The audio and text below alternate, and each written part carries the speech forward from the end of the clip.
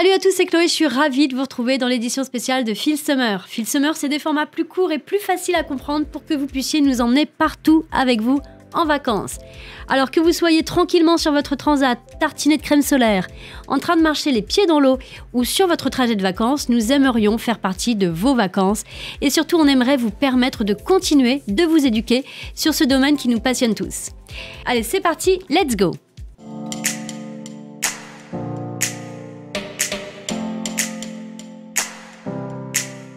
Introduction aux dApps. Qu'est-ce qu'on appelle des dApps? Eh bien, ce sont des applications décentralisées. Nombreux sont ceux qui perçoivent les cryptos simplement comme le résultat d'une dynamique de marché basée sur l'offre et la demande qui serait créée à partir de rien. Toutefois, cette perspective néglige vraiment le rôle que jouent ces monnaies numériques en tant que fondement financier pour les applications décentralisées, c'est ce qu'on appelle des dApps.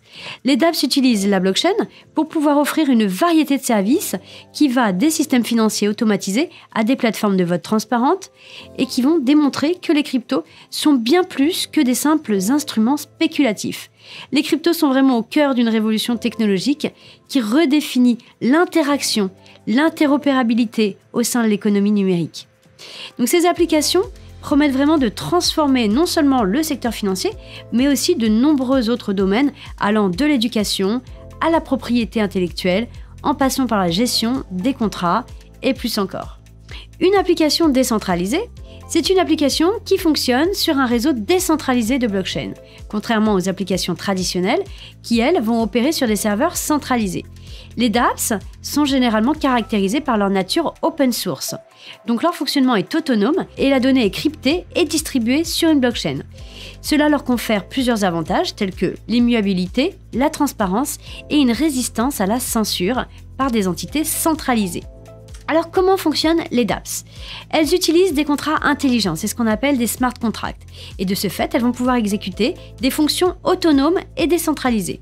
Elles sont principalement développées sur des blockchains comme Ethereum, qui vont permettre le déploiement de ces contrats intelligents. Les utilisateurs interagissent avec ces applications via des interfaces utilisateurs classiques, mais toute l'opération en arrière-plan est totalement gérée via la blockchain. Prenons un exemple. Uniswap est une application décentralisée qui est basée sur la blockchain Ethereum et elle permet l'échange décentralisé de tokens de type ERC20. Elle est également considérée comme un DEX. Pour rappel, DEX, c'est un échange décentralisé.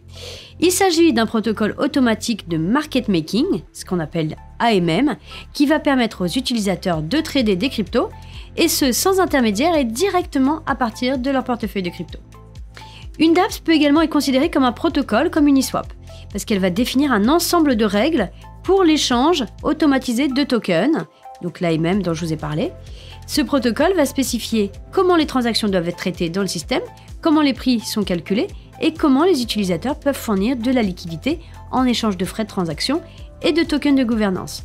Et donc en tant que protocole, Uniswap influence et structure les interactions économiques et techniques entre les participants du réseau. Les dApps sont vraiment vitales pour l'écosystème blockchain parce qu'elles soutiennent activement la valeur des cryptos et ce bien au-delà des simples échanges monétaires.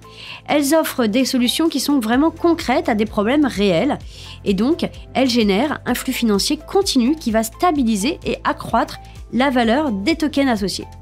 Donc ce cash flow provient des transactions, des frais et des récompenses qui sont distribués aux utilisateurs. Ça encourage ainsi l'engouement et l'innovation continue dans l'écosystème. Par ailleurs, en éliminant les intermédiaires, les dApps réduisent du coup les coûts et augmentent la sécurité. Ça va rendre les services beaucoup plus efficaces, beaucoup plus attractifs pour un public beaucoup plus large et ça va renforcer encore la demande et la valeur des cryptos. Je vais vous donner quelques exemples concrets de dApps qui révolutionnent certains secteurs. Dans la finance, vous avez la DeFi. Toutes les dApps de finance décentralisées permettent des opérations financières qui vont aller de l'émission de prêts à la création de produits dérivés, sans nécessiter aucun intermédiaire financier. Et ces plateformes vont permettre aux utilisateurs de pouvoir échanger des cryptos directement entre eux, sans passer par la finance traditionnelle. Du coup, ça offre forcément plus de liberté et les avantages de la blockchain. Au niveau du droit et de la gouvernance, les dApps peuvent automatiser l'exécution de contrats légaux via des contrats intelligents. Ça va réduire le besoin d'avocats ou encore de notaires et ça va du coup diminuer forcément les frais juridiques et puis les délais de traitement. Un exemple notable, c'est Aragon. C'est une plateforme qui va permettre aux utilisateurs de créer et de générer des organisations décentralisées, totalement autonomes et entièrement numériques. Au niveau des réseaux sociaux, les dApps de réseaux sociaux offrent une alternative aux plateformes centralisées. Ça va mettre l'accent sur la protection de la vie privée et de la résistance à la censure. Steemit, par exemple, va récompenser les utilisateurs avec sa propre crypto pour la publication et la sélection de contenu, et ça va garantir que toutes les données des utilisateurs restent hors de la portée des autorités de régulation. Au niveau du gaming, il faut savoir que le secteur du jeu vidéo bénéficie également des dApps. Ça va permettre aux joueurs de posséder véritablement des actifs numériques qui sont acquis dans les jeux, tels que des terrains ou encore des équipements, des accessoires ou que sais-je. En tout cas, ces actifs peuvent être échangés ou vendus dans les marchés décentralisés, comme Decentraland par exemple, où les transactions sont sécurisées par la blockchain. Du coup, l'impact des dApps pourrait vraiment s'étendre bien au-delà de ce secteur. En éducation, elle pourrait même permettre de créer des dossiers académiques infalsifiables. En santé, on pourrait imaginer qu'elle pourrait assurer la gestion sécurisée de tous les dossiers médicaux. Et dans le domaine de l'Internet des objets, elle pourrait faciliter la gestion sécurisée et décentralisée de milliards d'appareils connectés. Ajoutez là-dessus l'arrivée de l'IA dans le secteur des dApps et vous obtiendrez le combo gagnant pour une vraie transformation numérique. Voilà pour ce petit topo sur les dApps, ces applications qui représentent vraiment une avancée majeure vers un modèle plus ouvert, beaucoup plus transparent pour les services du numérique.